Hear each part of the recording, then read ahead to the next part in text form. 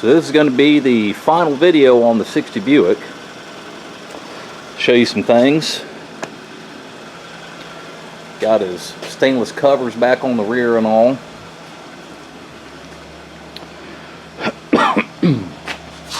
Let's see. You can see everything in the diff. Got his e-brake stuff fixed too. That was fun.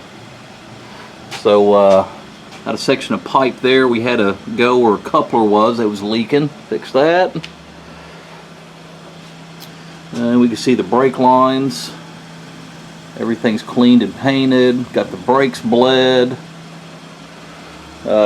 His e-brake didn't work. It was like, what the hell? And the little roller right there was missing. So the cable was just pulled tight against the body and bound. So I'll explain how I did, though you can kind of see how I did it there. That is 2 shock washers, or like end-link washers, and you know, bolt long enough, put a spacer in the center, just made a little wheel. That's why I keep stuff laying around.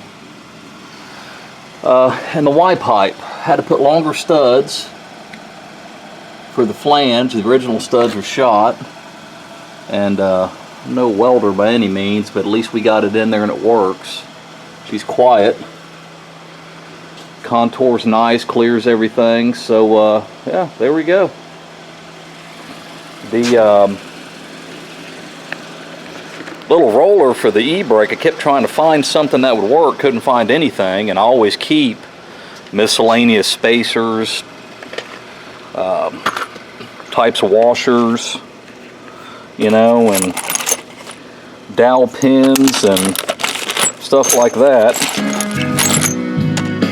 because you never know, you know, stuff comes in handy. So yeah, pretty cool. Pretty ingenious little easy setup to do to fix an e-brake.